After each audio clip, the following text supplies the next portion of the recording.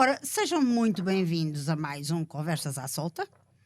Cá estamos de novo para uma conversa, desta vez com dois convidados, ilustres convidados, devo dizer. Temos o Vítor Ramalho e o Sérgio Sousa Pinto e vamos conversar sobre partidos, sobre o estado atual do sistema partidário português. Vamos conversar sobre os partidos que nasceram do 25 de Abril e onde é que eles foram parar, onde é que nós estamos neste momento e por aí fora. Primeiro vou apresentar o Vítor Ramalho.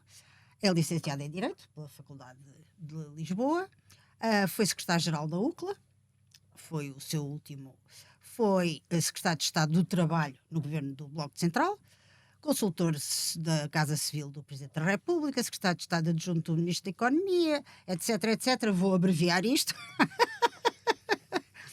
E tem altas condecorações, incluindo a Ordem Oficial da Ordem do Infante Henrique, autor de várias obras e cronista em vários jornais.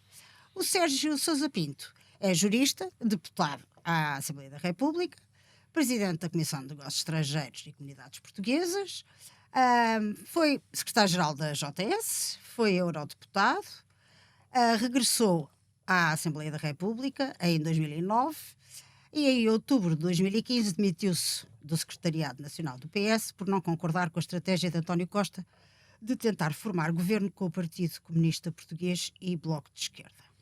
Atualmente é comentador residente na CNN Portugal e autor de várias obras e cronista do Expresso. Isto é muito, muito abreviado, como imaginam. Ora, a minha primeira pergunta é: como é que surgiu o Partido Socialista e porquê é que se tornaram seus militantes? Vou começar pelo Vítor. Ouça, a história do partido, antes de mais nada, agradeço o convite e tenho o maior gosto em estar aqui com o Sérgio. A história do Partido Socialista é conhecida e agora com a passagem do centenário do seu fundador, que é uma figura incontornável do socialismo democrático da Europa e de Portugal, o povo português ficou a saber a importância que o Partido Socialista teve em resultado da sua fundação. Foi fundado em 1973, recapitulando, com simplicidade, na sequência da extinção, nessa mesma data, da Ação Socialista, que o Mário Soares tinha fundado com o Ramos da Costa e com o Tito de Moraes, dois camaradas que desde a primeira hora colaboraram com ele, inclusivamente noutras movimentações que deram lugar durante o regime anterior, contribuições muito importantes que desembocaram no Partido Socialista. Portanto, o Partido Socialista é formado nessa altura na Alemanha, com o beneplácito também de Willy Brandt. É bom dizermos isto porque o Mário Soares, no relacionamento que teve com os dirigentes socialistas que estavam nessa altura na Europa, com cargos relevantes nos partidos respectivos, procurou também gerar um caudal de simpatia e de relacionamento que foi muitíssimo importante para o que se veio a passar a seguir ao 25 de Abril. Eu queria registar que o Dr. Mário Soares, quando criou o partido, portanto, em 1973, ou seja, um ano antes da eclosão do 25 de Abril, fê-lo premonitoriamente, com a consciência da importância do partido. Certo. E fê-lo logo com um cunho da liberdade e da importância da liberdade. Dos camaradas que participaram na fundação do partido, uma parte deles votou contra, não porque estivessem contra a formação, mas porque entendiam que, do ponto de vista histórico, era ainda prematuro a formação. Desde logo, a própria mulher, Maria Barroso, que foi uma personalidade também incontrolável nesta caminhada e com um papel muitíssimo importante. Era já uma pessoa ligada às lutas contra o regime anterior, com mais 6 irmãos, portanto era uma família numerosa. O pai dela esteve preso, inclusivamente esteve preso sob o regime anterior com o pai do próprio Mário Soares nos Açores. E até uma situação interessante, quando ela visitou oficialmente com o Dr. Mário Soares os Açores, onde ele esteve preso, o pai, estava escrito na parede: aqui esteve preso o tenente Alfredo Barroso, que era o nome dele. Portanto, são, digamos, situações episódicas importantes, claro, que dão conta de que a história da criação do partido está ligada indissociavelmente ao que foi o Dr. Mário Soares, à luta dele. Ele teve preso 12 vezes, como é sabido, uma vez exilado, outra vez deportado, e nunca claudicou nesta determinação de institucionalizar em Portugal a democracia e a liberdade. Isto é real e, portanto, estas homenagens que se lhe fizeram são, sobretudo, de uma enorme utilidade para os jovens que desconhecem isto, e porque o partido não foi capaz, até à data, salvo agora no centenário, de veicular em termos de debates aquilo que foi o Partido Socialista e o que devia ser o Partido Socialista neste momento histórico. Aliás, o centenário devia também, em termos da participação, interrogar como é que o Mário Soares reagiria em função desta hoje, realidade. O que é que ele pensaria hoje? E já lá vamos. E agora a segunda parte da pergunta é: porquê é que se juntou ao PS? E quando? Eu juntei-me ao PS de uma forma interessante e sui generis. Eu, na altura, quando andava na faculdade, só havia a União Nacional. Eu licenciei-me em 1970, portanto, faz a ideia. Na altura só havia a União Nacional e os partidos da oposição eram, sobretudo, o mais relevante era indiscutivelmente o Partido Comunista. No conflito sino-soviético, que na altura se desenvolveu, a partir do momento em que esse conflito eclodiu, e eu estava na faculdade nessa altura, nós pusemos em causa quer o regime anterior, como é evidente, quer o regime, quer as opções que o Partido Comunista queria desenvolver e estava a desenvolver, numa lógica que para nós jovens era também completamente inaceitável, e portanto as correntes que se generalizaram nessa altura foram correntes de extrema-esquerda, das quais eu aderi e estive com a extrema-esquerda. E é até interessante que tínhamos palavras de ordem que hoje eu me ria, e muitas vezes me ria com o Dr. Mário Soares na faculdade. Nós gritávamos, é sempre a mesma melodia, Mário Soares e a social-democracia, porque estávamos na corrente da juventude, uma corrente que punha em causa tudo. Eu fui dirigente estudantil nessa altura, dirigente da Associação Académica, cheguei a ser até presidente da direção em 1969, a faculdade foi encerrada. Isto para lhe contar que quando o próprio Mário Soares é deportado para São Tomé, nós jovens fomos naturalmente solidarizarmos com o Mário Soares. Houve pancadaria no aeroporto e tal, mas ainda assim não nos exibíamos de gritar, é sempre a mesma melodia, Mário Soares e a social-democracia. Bom, o que é verdade é que, a propósito da sua questão, eu fui membro do governo em 1900 e com o Bloco Central. Sim. Um governo patriótico, pouco estudado, em que o Mário Soares teve um papel relevantíssimo. Queria fazer notar que, quando tomámos posse, em 1983, pura e simplesmente o país não tinha meios financeiros para importar os bens alimentares que eram necessários para o país. Não havia. Eu assisti ao presidente do Banco de Portugal, ao governador, aliás, ao Dr. Silva Lopes, num jantar que teve com o Dr. Mário Soares, dizer-lhe: ó, Sr. Doutor, eu ontem estava a jantar com a minha mulher e olha, a situação é de tal maneira grave que eu disse: olha, é o teu último bife, porque nós não temos meios para importar. O que quer que seja. E o Dr. Mário Soares: só homem, tenha lá descansado, a Europa está connosco, portanto você vá sossegar a sua mulher, que nós vamos ultrapassar tudo isso e mais alguma coisa. Ele também era um otimista. Exato. Não, mas não era só otimista. Ouça, eu fiz aquelas referências dos dirigentes partidários do PS na Europa, porque ele tinha uma relação de extrema solidariedade, sim, que foi indispensável para o que veio a suceder o Willy Brandt, o Olaf Palme, o Felipe González e por aí fora, o Creix e por aí fora. Ora bem, quando o Bloco Central é formado, ou antes de ser formado, o Mário Soares candidata-se e faz uma coisa que a mim me sensibilizou muitíssimo.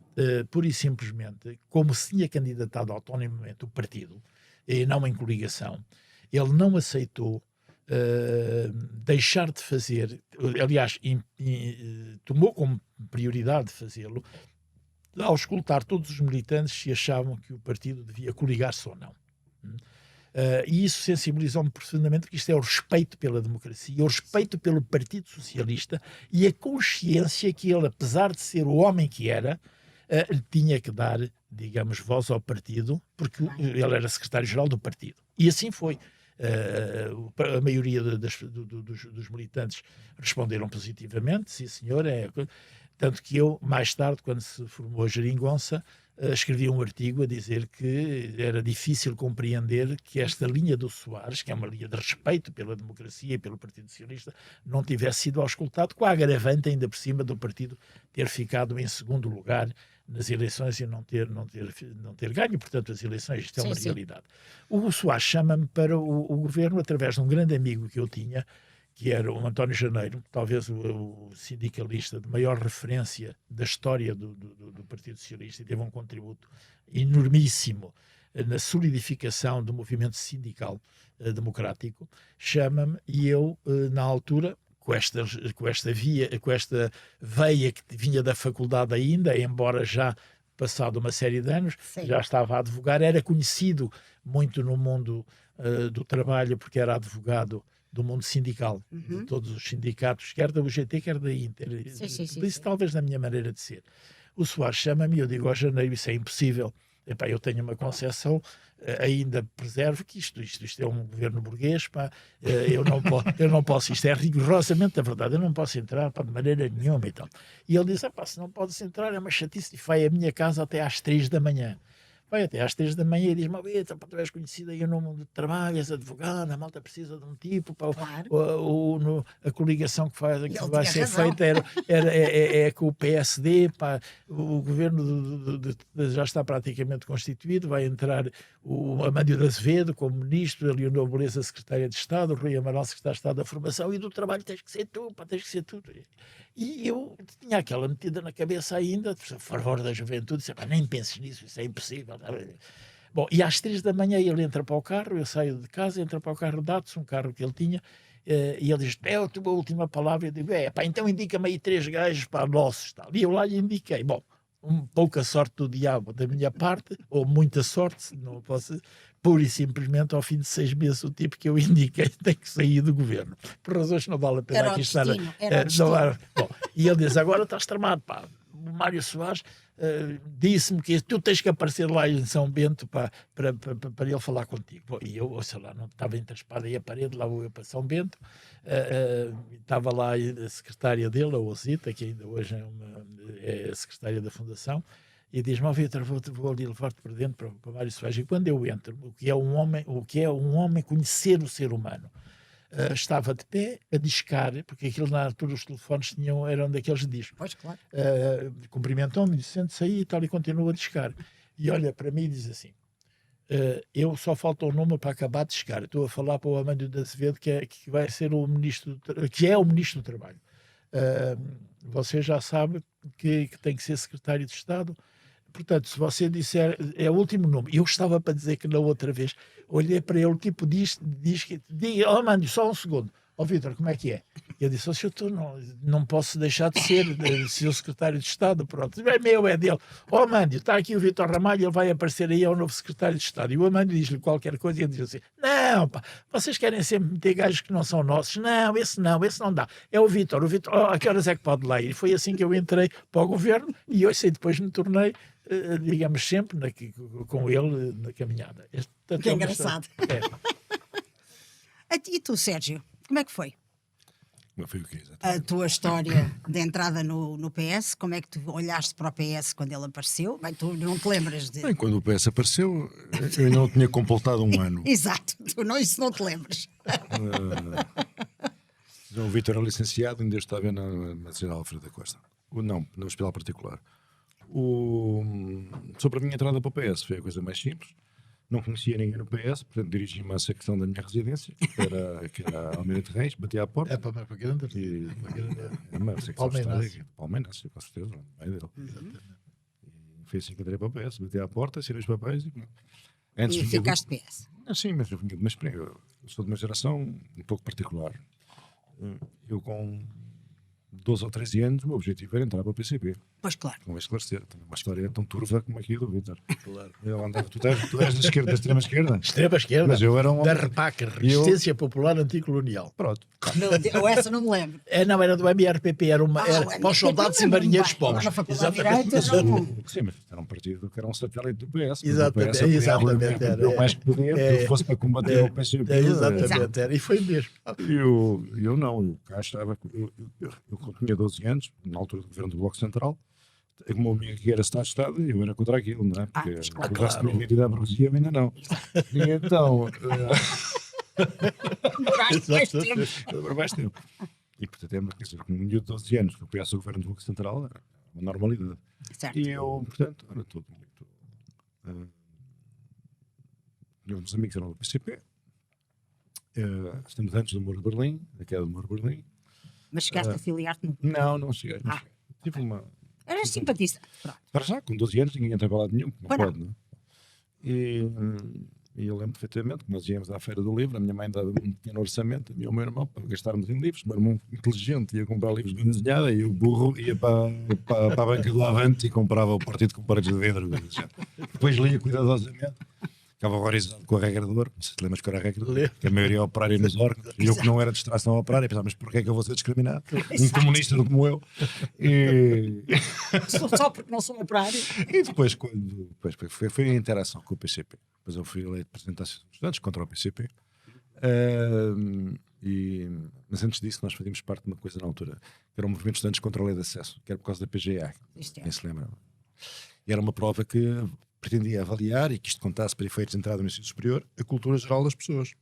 E eu achava que estar a avaliar a cultura geral das pessoas, sendo as pessoas de origens tão diferentes, achava que isto era uma forma de discriminação para aqueles de origens sociais mais humildes e com menos sem livros em casa e tal. E então meti-me nisso. E depois era presidente da Associação de Estudantes de Gil Vicente e depois reparei que os outros colegas presidentes das Associações de Estudantes que eram do PCP reuniam antes, que aquilo já vinha tudo cozinhado, véspera, mas era um santinho, não é? E foi esta interação com o PCP, perceber os métodos, coisas e tal.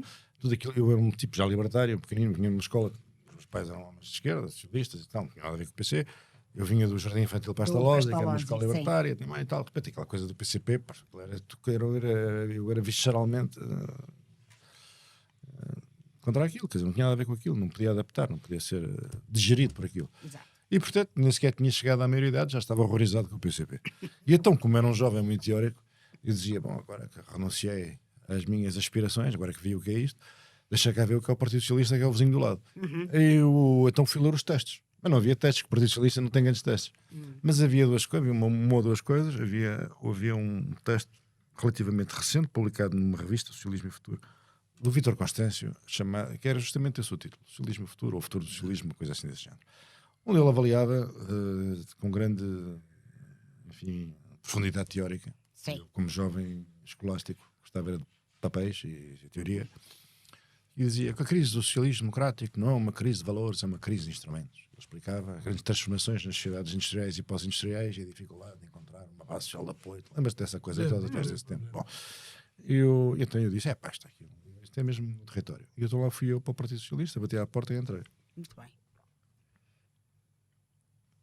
E ficaste satisfeito? Fiquei muito satisfeito. Pronto. É a minha casa, nunca é o meu partido. Vou ficar Sim, aqui até ao fim. Exatamente. E cá continuas. E cá continuam os dois. Claro. É o partido do Mário Soares. Com certeza. E depois Claro. fui descobrindo grandes testes do Partido Socialista. Grandes testes do Partido Socialista. Sim. Há um que eu não percebo como é que o Partido Socialista não publica, que é uma coisa absolutamente extraordinária, acho, que é com o prefácio de Mário Soares. O prefácio ele próprio é revelador da envergadura intelectual de Mário Soares. Sim. O livro do Cardia, Socialismo Sem Dogma, que devia ser de leitura obrigatória. Sim. Tipo, não leste esse livro, então inscreve no outro partido. Porque este Exato, aqui é o partido neste de quem não. se reconhece neste país. Exatamente. Sim. Só que Engraçado. havia um tipo superior também. Superior. Lembro-me bem dele, esse também. Sim, senhora. Eu vou-lhe contar uma história, porque Sim. o Sérgio acicatou agora, do MRPP. Sim. A luta relativamente no PREC, já, em que o PC procurou institucionalizar uma corrente de sinal ditatorial contrário e que levou, de facto, o Mário Soares como um gigante a erguer-se, não é? E, de facto, a dirigir as grandes manifestações E tudo aquilo que era lutar a favor da democracia, independentemente das alianças conjunturais que se fizessem, Sim. conduziu a ele ter a sensação que o MRPP era, na altura, necessário também engrossar as hostes. Bom, e então foram ter com ele, os tipos do MRPP, disseram: o camarada Arnaldo Matos está na clandestinidade. Espera aí, eu vou-te contar. Já é uma coisa interessante. Bom, resumindo, levaram o Mário Soares para um sítio ali na parede. Não estás a contar bem. Não. Eu vou ter que contar eu. Meteram-no no carro. Não é nada disso. Não, Então é conta assim, lá. eu vou contar. Então, o Mário Soares parece-lhe um tipo do MRPP, que diz assim: doutor Mário Soares, camarada Arnaldo Matos, gostaria de falar com o doutor. E o Soares dizia: com certeza, onde é que ele está? Como é que faço? E tal, que tenho muito gosto e tal. O camarada Arnaldo Matos está na clandestinidade. E é natural, porque na altura o Copcon metia os MRPPs, não sei se foste arrebanhado também, não foste, pronto. Iam todos para a cadeia. Aliás, quando se fala dos famosos presos políticos após o 25 de Abril, a maioria devia ser os putos do MRPP que estavam todos. O hotel tinha metido tudo na. E eu disse: não, eu vou falar com o Arnaldo Matos. Mas é que o camarada Matos está na clandestinidade. Tá bem. Então, na clandestinidade, então eu vou à clandestinidade, não é que é isso? Como é que se faz? Onde é que é a Eu disse: clandestinidade? sou doutor, vamos ter que vendá-lo. Vamos ter que vendá-lo. E o Soares, sendo o Soares, acha normalíssimo, é vendado e tal, metem num carro e levam. E andam às voltas. Mário Soares vendado, às voltas. E por fim chegam a um sítio, tiram a venda. Mário Soares sai do carro, está a passar uma veirinha e diz assim: doutor Mário Soares, aqui pela parede. Mas olha, esta história dá bem conta, ele contou com todo o rigor, que a verdade foi exatamente assim. Mas esta história que ele contou é interessante porque dá bem conta também do que era o Mário Soares. Já era uma figura. Uma figura de referência, mas independentemente disso, ele próprio ia onde fosse necessário. Ia onde fosse necessário para o objetivo final a alcançar, não ter dúvidas nenhumas em que ele estava, está a perceber? Sim. E eu tenho que falar com o Arnaldo Matos, é preciso andar. Ele tem muitas cenas. Aliás, há uma história engraçada. Os líderes democráticos daquele período, por razões de segurança, todos os partidos tinham serviço de segurança e não dormiam. Zé Carneiro não dormia 2 vezes na mesma casa. Claro, sim. O doutor Mário Soares andou sempre repimpado na sua Sempre, cama no sempre, Campo Grande. Nunca lhe ocorreu dormir noutro sítio. Não, mas nessas alturas, até em termos das pessoas que faziam segurança ao Mário Soares, há coisas interessantes. Um deles era o Nicolau Breiner, que era muito, tem essa noção, que era muito amigo do Oneto. Que é o pai desta Isabel Oneto, que era um homem interessantíssimo, um homem com um humor absolutamente fantástico, infelizmente morreu prematuramente, e que era um homem que conhecia a vida, a noite, está a ver, e portanto essa maltosa toda, e o Nicolau Breiner entrou para ajudar pela compreensão física que tinha, está a ver, na altura que tudo era necessário, exatamente.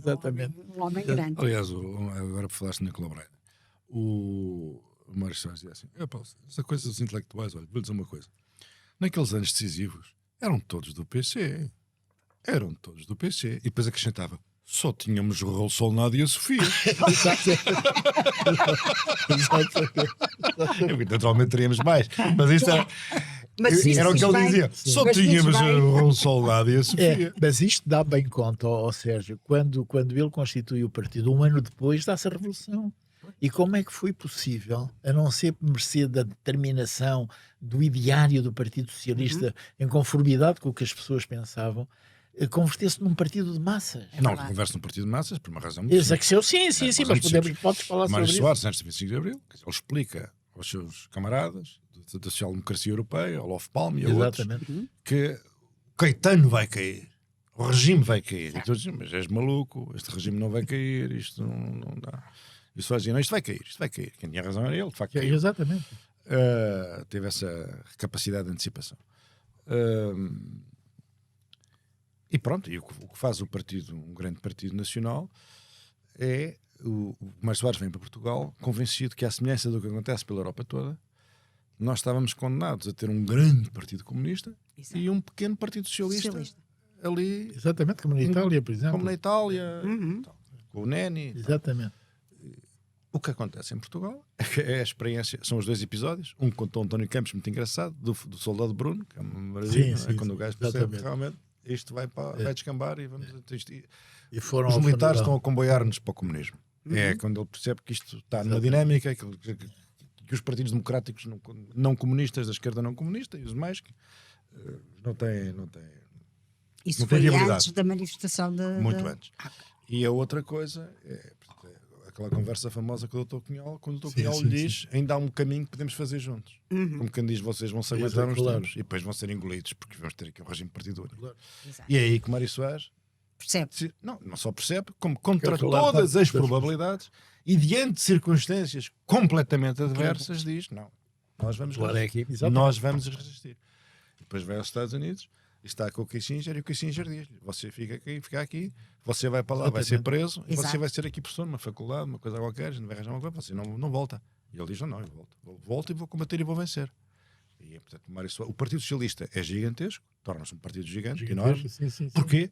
Porque é encabeçado por uma figura que representa os valores democráticos num país sem formação democrática, sem Exatamente. cultura democrática, sem cultura política. Sim. É isso. O que as pessoas E com uma percebem, coragem o que as fora pessoas do percebem normal. é que hoje em Coragem dia, física e intelectual. hoje em dia é quase impossível de escrever. Eu próprio demorei anos para compreender o que era um país objetivamente controlado pelo Partido Comunista. Porque esta é que é a realidade. Foram os anos do Gonçalvismo, era a comunicação Eu social, lembro-me era o não bem. sei o quê, tudo. Era nova, já mas tinha lembro. a seguir às nacionalizações, o país era...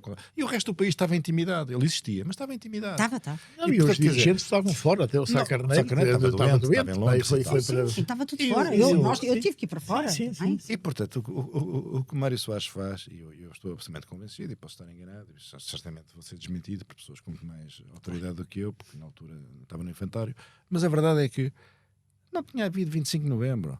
Se Mário Soares, não tinha havido. se o Mário Soares não tivesse mostrado aos militares que o país estava, aos militares moderados, que o país estava com Não eles. tinha havido. Que o país estava com eles. Porque, Sim. repare-se, as manifestações com a Fonte Luminosa foram coisas colossais e a outra no Porto, nos aliados. Mas o PCP fazia aquilo quando lhe apetecesse. Porque chamava Sim. o Praia da Margem Sul e tal. E Claro. fazia manifestações gigantes. E não havia, mas não havia mais ninguém que as mais fizesse. ninguém que as fizesse. E de repente aparece alguém Exatamente.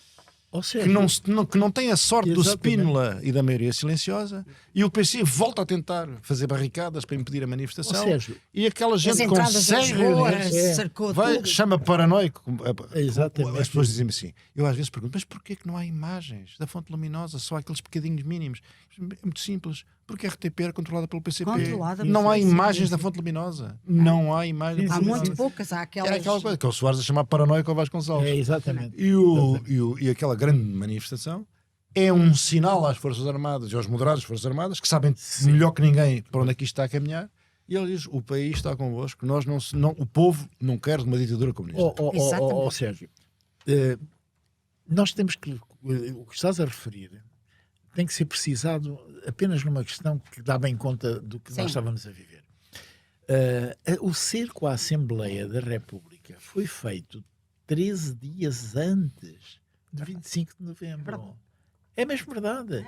E ele, Pinheiro de Azevedo lá nos estava. contactos que teve, por exemplo, com o Pires Veloso, o tio Sei muito bem, do Rui do Rui Veloso, Veloso. sim, foi ele que sensibilizou e conseguiu que os aviões fossem levados para Cortegaça, na eventualidade da guerra civil eclodir, porque isto era uma possibilidade. Eu ainda conheci bem os possibilidade, dois. Exatamente. Estavam todos Exatamente, Sim, todos. sim, Ele era o motor disto tudo, de facto. Sem dúvida. Portanto, nós lhe devemos estarmos aqui a falar É tão incrível. abertamente. Aceitar um polícia lá embaixo para nos prender a sair. Exatamente, é isso Com mesmo. um mandato de captura em branco, ali, como eu me Mas lembro. é mesmo isso, é Sim, mesmo sim, isso, sim, é mesmo sim, isso. É incrível. Portanto, foi Mas a eu primeira penso vez que- na história Sim, em que os mencheviques venceram os bolcheviques. Os bolcheviques. Mas foi mesmo. Frase do Malraux. Exatamente. portanto, eu penso que, e não estou errada, se disser que a manifestação na Alameda e o 25 de novembro foram os pontos de viragem nas relações entre o PS e o PC. Não. Ou já tinha Não, havido antes? não. É muito antes. Muito É antes. logo assim. Bem, A ponto de viragem é o 1º de maio. É, O exatamente. 1º de maio. Mas é que ele praticamente tem impedido o Mário Soares de falar, hein? No 1º de maio. Certo. Praticamente, né? E então aí o Mário Sim, Soares sim. percebeu Percebeu, claramente claro, que claro. não podia jogar com aquelas... O Mário Soares, vamos lá ver. A primeira coisa é o seguinte: a direita quer uma data comemorativa. E está pendurada no 25 de novembro. Pois, claro. Porquê? Porque o Partido Socialista, durante os anos da geringonça, por conveniência tática, divorciou-se do 25 de novembro e ofereceu de mão beijada à direita o 25 de novembro. Mas o 25 de novembro é o Partido Socialista. Não há cá direita nenhuma. A direita não existia. Se a direita levantasse a cabeça, ia lá o Copcone e legalizava-os e prendeu-os a todos. Não havia direita. A direita estava debaixo das saias do Dr. Soares e do Partido Socialista. O 25 de novembro é o Partido Socialista. É o Partido Socialista. Isto é a verdade histórica. Nós agora podemos dizer com toda a verdade. O 25 de novembro foi o Mário Soares e o Partido Socialista e os bravos nas Forças Armadas que defenderam a liberdade e a democracia. E o espírito original do 25 de abril. Sem dúvida. Mas esta é a verdade histórica. E depois do 25 de novembro, a mão foi estendida ao Partido Comunista para não ser ilegalizado, quer pelo Mário Soares, quer pelo Melo Antunes. Como é que isso se passou? Ouça, era inevitável que o Mário Soares e o Melo Antunes também, isso, verdade, seja dita. Não era também concebível, pouca gente fala não era disso. concebível que a institucionalização da democracia prescindisse da legalização do PCP, ou que ele fosse legalizado. Para o Mário Soares era inaceitável. Não, aliás, foi o que ele disse ao Adolfo Soares. Exatamente. Ele diz o Mário Soares ao Adolfo Soares em Espanha. Exatamente. Se não legalizam o Partido Comunista Espanhol, não haverá democracia em Espanha. Só a democracia em Espanha só será credível quando os senhores reconhecerem o Partido Comunista. Certo.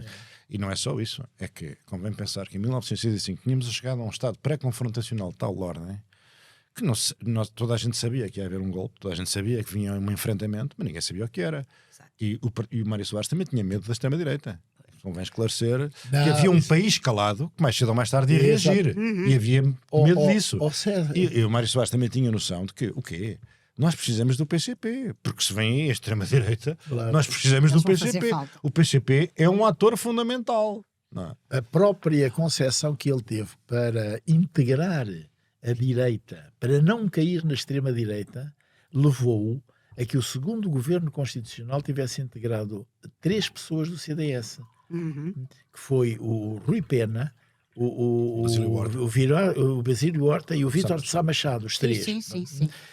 E há até uma cena interessante. E se tivesse o Adelino, tinha durado Exatamente. Portanto, o objetivo foi esse, que muita gente não percebeu. Olha, por exemplo, na altura o MES não percebeu. Então, e bramava contra o Soares por ter feito isso. Há uma história, aliás, interessante, porque é que essa gente depois se integrou toda. Essa parte podes contar tu. É boa demais, tens de contar tu. Conta tu. Não, contas tu. Porque o Soares chamou o António Campos e disse: esta malta anda aí não percebe nada disto. Nós temos que integrar a direita na democracia para evitar que eles saltem disto por reação.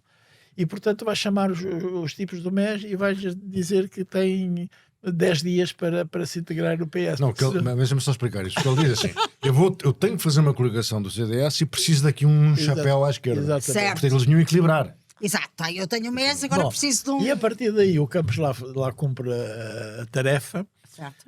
Um bocado constristado, porque realmente era uma coisa difícil de levar a cabo. E quando tem a conversa, eles mandaram só o Mário, quem estava presente do mês. Isto não pode ser, este Soares e tal. E o Campos chega e diz: Mário, realmente isto também é demais, eles estão a reagir e tal. Tu disseste-lhe o prazo. O que o Soares conhecia o ser humano, deste-lhe um prazo, que sob pena de nunca mais eles entrarem no PS. Dei. Eles vão cumprir. Daqui a 8 dias estão cá. Foram 10 dias. E assim foi. Entraram todos. Assim foi. Exatamente. Entraram todos. E, portanto, engoliu o MES. Estava o Campos, é o responsável pelo partido. Era da organização. E o Campos dizia: Mário. Assim o Campos fala assim: Mário. Mário. Eu não consigo. Como é que eu vou explicar ao partido uma coligação com o CDS? Chama lá os tipos do MES e não sei o que e tal. E um prazo. E depois deu-lhes um prazo, assim, meus amigos. E chegou lá e disse secamente, disse assim: o Partido Socialista tem que fazer uma coligação. Não era bem uma coligação. Não era coligação, uma integração.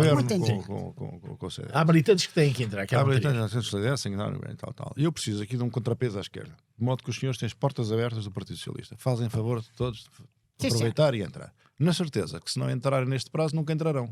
Enquanto eu for secretário-geral do partido. Era um homem determinado, para além de tudo mais corajoso de sobra, mas um homem que sabia o que queria. E conhecia o ser humano. Muita sensibilidade política. As pessoas não têm noção disto. O Partido Socialista, que é o verdadeiro pai do regime, o Partido Socialista, teve que ele próprio contribuir para a existência de uma direita democrática dentro do regime. Exatamente. Era o que dizia o Exatamente. Vítor. Eles não podiam ficar de fora, nem podiam ser perseguidos e expulsos, nem ficarem de fora do regime, a bramar contra o regime. Não, o regime tem que ser democrático.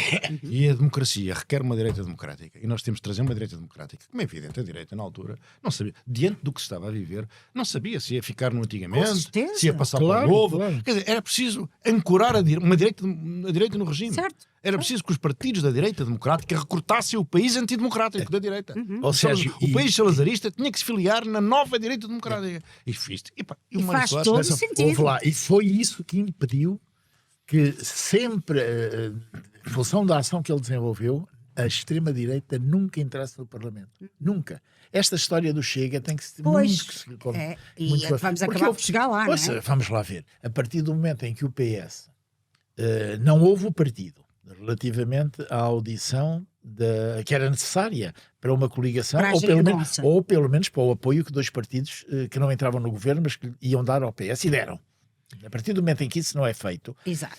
ouça, a lógica de esquecer o 25 de novembro, por efeito do PCP no governo, está na cara, e a possibilidade que a direita passou a ter, a extrema-direita, em função do protesto, fez surgir o Chega. Esta é a realidade, do meu ponto de vista. Não sei se tu estás de acordo. Eu acho que os mais velhos e os que têm cultura histórica nunca levaram a sério essa pantomina do Partido Socialista a tentar dissociar-se do 25 de novembro para poder estar ali do mesmo lado da barricada com o PREC, o PS. Mais velhos. Os mais velhos. O problema são as gerações mais novas. Ora bem. Nós nunca podemos prescindir, quer dizer, há um dever de informação, há um dever de verdade e há um dever de pedagogia. Claro. Não, quando se prescinde disso, um dia acordamos e olhamos para o nosso partido e não sabemos o que é aquilo. Exatamente. Porque as pessoas vivem numa confusão mental. E não percebem. E não há futuro sem memória, não é possível. Não é Não, possível. é isso. Não há Quer futuro dizer, sem memória. É verdade. O que é que interessa dizer que se é socialista, quando se é suarista? Eu sou suarista, ok. Mas você percebe uma coisa do que é ser suarista? Ser suarista é ser, acima de tudo, um defensor da liberdade, contra tudo e contra todos. Claro. Contra os que estão longe e contra os que estão ao lado. A liberdade defende-se contra todos aqueles que constituem uma ameaça. E com ideias claras sobre o papel do Estado, as empresas estratégicas que não podem deixar, como foram, dilapidadas. Hoje nós não temos nenhuma empresa estratégica, salvo a ADP, tudo o resto foi à vida. Está a ver? Hoje sou memorando da Troika. Mas isto também é preciso compreender. Não, certo, está bem, mas há coisas que foram ultrapassadas. Desculpa. O memorando da Troika previa que as empresas a privatizar tinham o objetivo de 5 mil milhões de euros a arrecadar. Eram receitas. Triplicaram. As receitas triplicaram. Porque as empresas que estavam lá enunciadas eram meramente exemplificativas do que podia ser. Não foram todas, e mais alguma. É nesse sentido que eu acho que se foi longe demais e que o partido não teve, nessa altura, capacidade de resistir a isso. Está a perceber? Sim, sim. É nesse sentido. Isso é uma questão percebo. discutível, é verdade que É. Mas hoje nós não temos banca que valha. Não. Como é que você pode fazer política externa? Eu acompanho muito as questões dos países de língua oficial portuguesa. Bom, se nós não temos banca para fazer investimento, não temos, porque se lapidou tudo. E as agências bancárias em Angola, em Moçambique, Cabo Verde e por aí fora, a maioria delas eram de domínio português. Porque eram. Está a ver? Nós lapidámos isto tudo. Nenhuma, então. Claro. Não existem sequer. Sim. Portanto, quer dizer, há aqui uma coisa que tem que ser também pensada em termos de futuro. A própria reindustrialização do país. Mas isso, pronto, como estamos agora... Também noutra fase complicada. Não, estamos noutra fase e a forma como se discute o orçamento, que depois impede completamente que estas questões de fundo sejam debatidas. Percebe? Sim. Ficamos sempre pela rama e pelos... Não significa que eu tenha razão, mas quer dizer, acho que isto deve ser discutido. Pensado. Deve ser pensado. Sim. Diga-me uma coisa. E, portanto, segundo o Vítor, a maneira como foi tomada a decisão de se formar a geringonça foi fatal. Claro. Para o que se passou. Esqueceu-se o partido como. Exato. Não levará a mal que eu lhe diga isto. Como? Eu não levo nada a mal. Um primeiro. não, é aprender. porque é a realidade histórica. Um primeiro-ministro que se demite, saído de Belém, sem ouvir o partido, e como se ele fosse a pessoa que que dinamizasse soluções sem ouvir o partido. Isso não pode ser. O Soares nunca faria isso. Nunca. Não sei se tem presente. Quer dizer, Sim. o Dr. António Costa saiu de Belém diretamente para o microfone a admitir-se. Sim. Foi isso. Foi. Portanto, quer dizer, o partido tem que ser respeitado nestas decisões, ser ouvido. Certo. Está a ver? Porque depois paga-se caro. Ai, pois claro que se Está a paga. ver? Paga-se caro. Claro que se paga. E agora, como é que nós chegamos ao ponto? Porque não podemos alongar-nos muito, embora haja montes de histórias, de certeza, que seriam interessantes de contar, mas o tempo não o permite. Mas como é que nós chegamos ao estado em que estamos hoje, em que os portugueses não confiam no sistema partidário, não confiam nos partidos, muito menos na classe política. Todos estes inquéritos que nós temos dizem a mesma coisa. Como é que se chegou aqui em 50 anos? E como é que se dá a volta a isto, incluindo o fenómeno Chega, que entretanto... Olha, do meu ponto de vista, rapidamente, nos últimos anos, temos que nos localizar na pandemia. A pandemia deu causa à extinção de um número significativo de empresas em todo o mundo ocidental, das pequenas e médias empresas sobretudo, muito grande. As pessoas especializadas, os trabalhadores especializados, regra geral, têm uma idade mais avançada, exatamente porque já trabalham há longos anos e, portanto, são pessoas com idade avançada. A pandemia durou 2 anos e tal. E quando ela, de alguma maneira, foi superada, em 2022, já a meio, a degradação da situação empresarial era muito forte. Mas estamos a falar toda a Europa, das pequenas e médias empresas. Mas mesmo das grandes. Houve muitas grandes que faliram. Sim. Que foram. Portanto, este quadro não foi tido em atenção para se tomarem medidas que revitalizassem o mundo do trabalho em termos de substituição daquilo que ocorreu. Certo. Programando-se e planificando-se. Portanto, nós temos hoje uma situação difícil, muito difícil, na relação da administração com os cidadãos. Porquê? Porque você quer um operário especializado e não tem mesmo.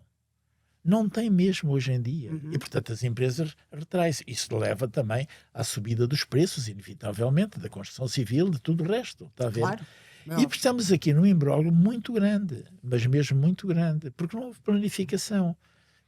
Há longos anos havia a Direção-Geral do Planeamento, que era constituído por personalidades que tinham um papel relevante na planificação, o Salgueiro, o João Cravinho, o João Ferreira do Amaral, tantos. Isso desapareceu tudo. Portanto, hoje não há. Deixou por de isso, fazer simplesmente, planeamento. este problema da relação dos cidadãos com a administração é gravíssimo. Gravíssimo. Mesmo nos serviços públicos. Era isso que eu ia dizer. Mesmo nos serviços até públicos. nos mais simples serviços públicos. Meter a cabeça debaixo da areia leva ao Chega a crescer. Porque depois é o protesto do cidadão que diz: vou ali à repartição de finanças, ninguém me atende, tenho que programar, tenho que planificar, mas se eu telefono para marcar, ninguém atende. É verdade. Eu vou-lhe dar um exemplo para concluir. Eu próprio fui. A minha mãe, quando faleceu agora, há 2 meses, fui fazer a participação da morte a uma repartição de finanças. Neste caso, a Passo de Arcos, até digo o nome. Cheguei lá, eram 10 da manhã, e a senhora diz-me: mas o que é que vem fazer? Se ele vem fazer uma participação de um óbito. Não pode. Eu disse: mas não posso. Como aqui não é repartição de finanças? É. Então eu não posso. Porquê? Porque acabaram as senhas. Bom. E eu disse: vou-me comportar como um cidadão normalíssimo da vida, amanhã volto cá. E assim foi. Eu estou-vos a contar a verdade nua e crua. E assim foi. 10 menos um quarto estava lá, a mesma cena. Bom, na segunda vez eu disse: olha, desculpe lá, eu quero fazer aqui um protesto. Onde é que está o livro de reclamações? Fui fazer o protesto, mas entretanto, ao fazer o protesto, estava lá um cidadão africano que me reconheceu. E que diz: não leva mal, eu vou-lhe dar a primazia de você escrever. Se eu não faça nada disso, escreva você. Não, eu vou demorar muito tempo. Mas porquê? Porque me trataram mal por ser africano. Eu fiquei indignado com aquilo, lá fiz o meu protesto. Passado 3 semanas recebo uma circular tipo, a explicar que agendamento agora, não sei o que e tal. Zero, está a perceber? Bom, mas mais grave, chego à porta, vejo na vitrine, tenho aqui, posso-vos mostrar a fotografia, que dá assim escrito: na tesouraria não recebe pagamentos. E eu comecei a pensar, o que é que será um tipo que não domina a internet, que chega aqui e vê isto, como é que se resolve o assunto? Mas mais grave, ao pé da minha casa, um banco público, o único que existe, Caixa Geral de Depósitos, fui lá eram 2h30, para a tesouraria. Está na porta um anúncio. O banco funciona as agências funcionam até às 3. Não, você só pode ter relações com a tesouraria até ao 12h30. Eu sei. Sabe disso? Opa, não sucede nada. Mas não sucede. Portanto, é isto que o cidadão, opa, que vai a estes protesta. Claro. Está a ver? E depois às tantas, o Benfica perto também começa a protestar e é tudo culpa desta malandragem. Não, quer dizer, as disfunções do Estado atingiram um nível tal, isto já é uma ruptura do contrato social. Eu também acho. É uma ruptura do contrato social. Eu acho que já é sério demais. Que é percebida com justa indignação por parte de toda a gente, mas com revolta por parte daqueles que pagam impostos e que sentem. Mas quer dizer, se o contrato social, para vivermos num estado de bem-estar, se o estado de bem-estar é isto, venha ao neoliberalismo. Então venha a ruptura, venha a iniciativa liberal, venha a demolição do Estado. Que eu já não sou da mas iniciativa liberal. porque as pessoas sentem isto não há retorno nenhum. Quer dizer, o Estado que interage com o cidadão não funciona. E o outro que não interage, será que funciona? A dúvida instala-se. O que é isto tudo? O que é isto tudo? As pessoas sentem que são esmifradas fiscalmente. E com o retorno não é. Mas é mesmo isso. E, portanto, eu tenho consciência que o Serviço Nacional de Saúde funciona bem, sobretudo fora de Lisboa. Toda a gente que vive aqui na área metropolitana de Lisboa tem consciência de que está o Serviço Nacional de Saúde. É intransponível. A menos que uma pessoa esteja confrontada com a desgraça de ter uma doença grave, foi diagnosticada e tal, e aí o SNS lá apanha as pessoas nessa situação desesperada e limite e, pronto, e beneficiam dos cuidados que só o nosso sistema público pode. De resto, não existe. Ninguém consegue uma consulta, ninguém consegue nada, é impossível. E este nível não funciona para em bom rigor. Vamos a qualquer área. Como todas as generalizações, não funciona mesmo. Como todas as generalizações, quer dizer, justiça é a coisa mais elitista deste país. Mas algum cidadão normal lhe passa pela cabeça a recorrer à justiça. Nem pensar. Mas, ninguém tem dinheiro para isso. Nem tempo, nem vida. Sérgio, eu tenho uma ação. Vítor Ramalho, tenho uma ação na primeira instância do Supremo do Tribunal Administrativo há 12 anos. Pois. Nenhum despacho foi proferido. Isto respeitante a remuneração. O que é que sucederá a um funcionário público que queira reclamar do Estado? Não é possível. Não é possível. Ninguém faz nada. Não faz, porque, olha lá, a situação a continuar assim, porque é real. É real. Parecem uns que se tornam liberais doutrinários, que acham que o Estado é, por definição, um empecilho, um estorvo e um erro. Não é a minha opinião, nem é do Vítor. São os libertários. São os liberais doutrinários. Portanto, tem um dogma. O Estado não faz falta. São dogmáticos. E depois os neoliberais e toda essa coisa, os tipos que sonham com o liberalismo clássico, não têm cultura histórica, não sabem o que foi o liberalismo clássico. E o horror social, deu origem à questão social. É verdade. Portanto, ignoram isso tudo. E depois há uns que vão para a extrema-direita, para a direita radical, porque já votam naquilo, não porque acreditem naquelas maluquices.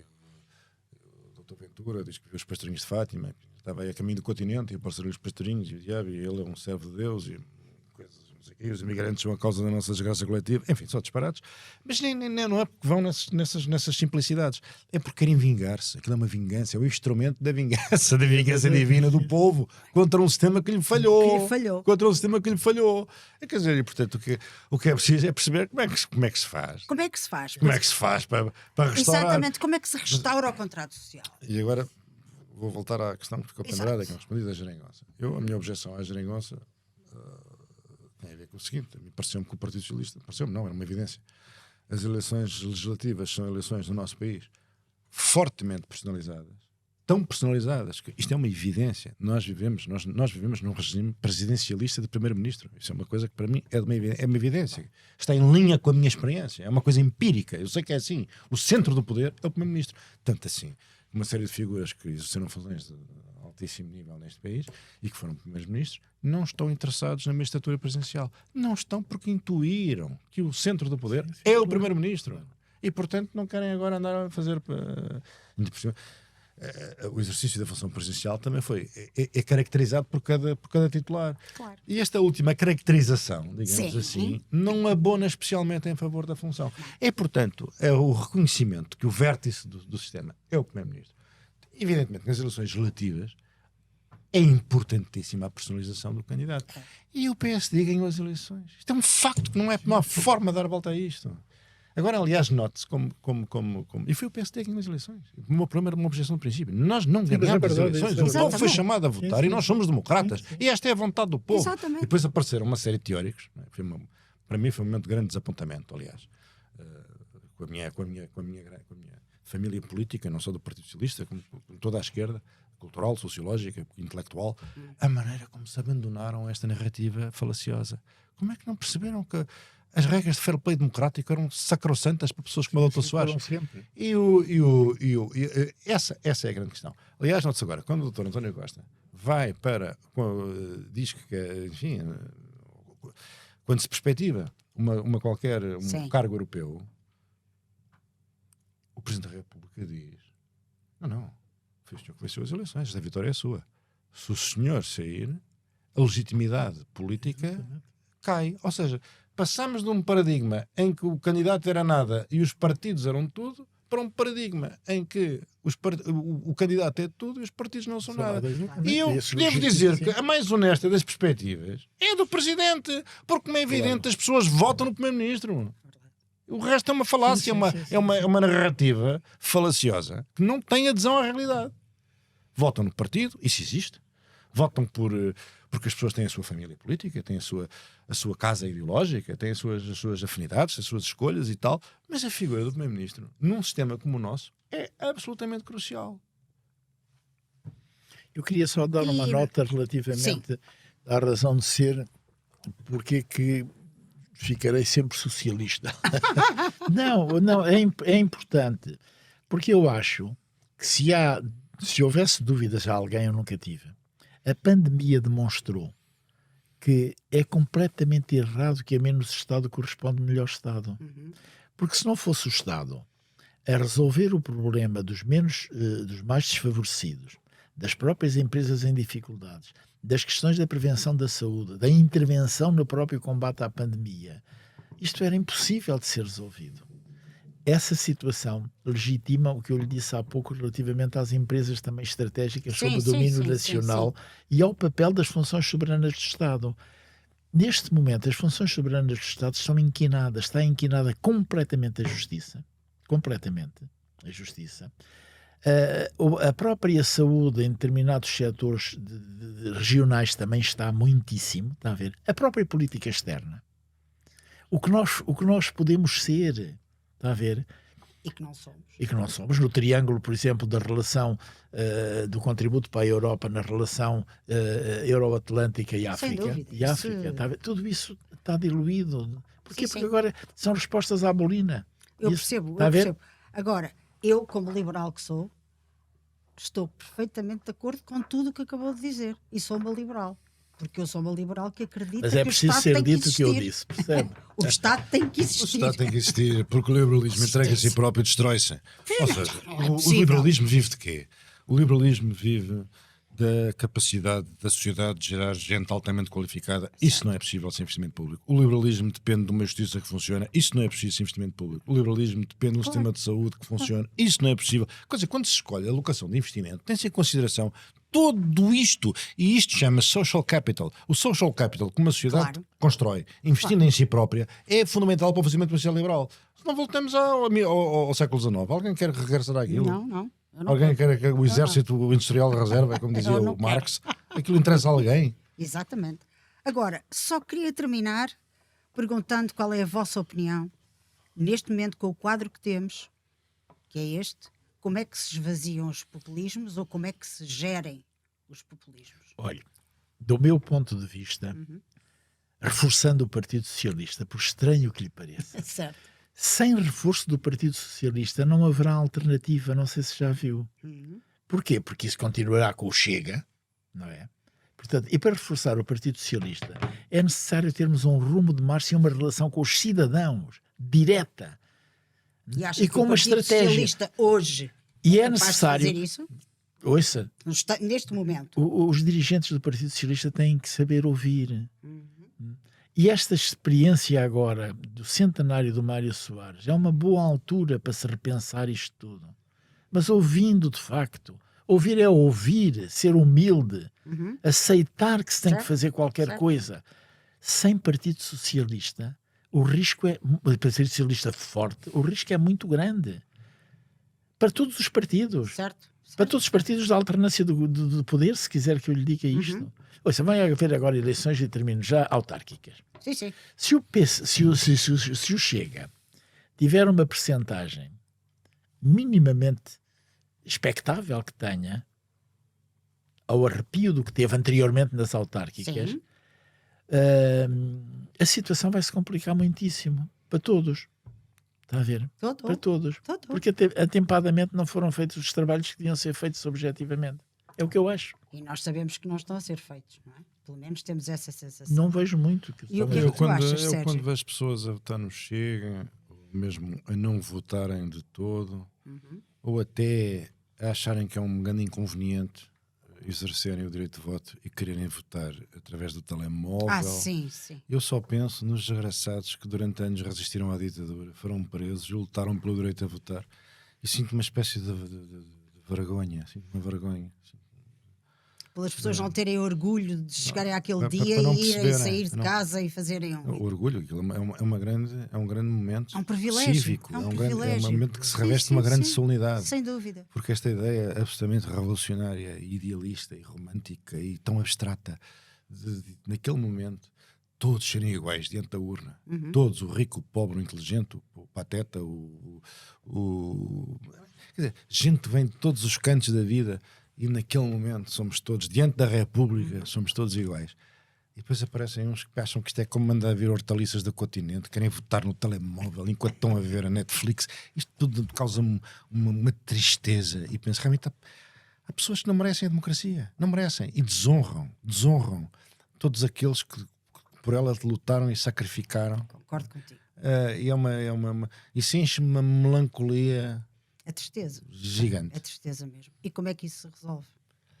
Isso resolve-se como o Mário Soares resolveu. O Mário Soares não lidou com isto, lidou com muito pior. O Mário Soares E onde é lidou que com- nós temos um como Mário Soares? Como o Mário Soares dizia, é um milagre termos feito uma democracia num país com tão poucos democratas. Verdade. Pronto. E portanto é preciso. Outro Mário Soares. Não, o Mário Soares não temos mais nenhum. Tivemos aquele, já foi uma grande sorte, e agora temos que nos aguentar sozinhos. Sem ele. Porque antigamente podíamos dizer, bem, isto é para o autor, temos aqui o Dr. Soares. Mas agora já não temos. Agora não há. Agora dependemos de nós, estamos entregues a nós próprios. E o poder, o poder tem um destinatário. O poder não pode ser exercido pelo poder, por Sim, se alcançar. Quer dizer, isso não faz sentido nenhum. Sim. Nem é sequer aliciante, nem estimulante, não é nada. Percebe? Sim. E é o que estamos agora a ver.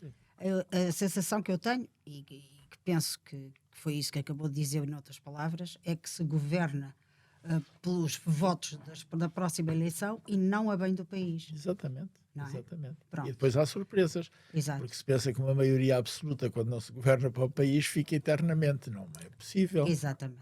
É isso mesmo. Queria só que deixassem uma palavra de esperança, se é possível, a quem nos está a ouvir e a ver, eventualmente, porque para não ficarmos com uma cena tão triste aqui no fim da nossa conversa. Eu tenho muita esperança, e cito o que o Mário Soares invocava muitas vezes. Para se ter esperança, é preciso ter a consciência que temos que continuar a lutar. Só é derrotado quem ainda desiste de lutar. Os jovens não podem limitar-se a Não fales para os jovens, isso é uma coisa paternalista. Tá bem, os jovens, tá parece bem, um mas- pouco antigas a falar para os jovens. Não gosto Não, mas nada vamos disso. lá. Mas é O importante. Mário Soares também era jovem, era mais velho que nós. Isso é verdade. O Soares achava que eu era um tipo muito deprimido. Epá, isto está a correr mal, não sei o quê. Achava que... E depois dizia assim, ó Sérgio, você tem que acreditar no progresso.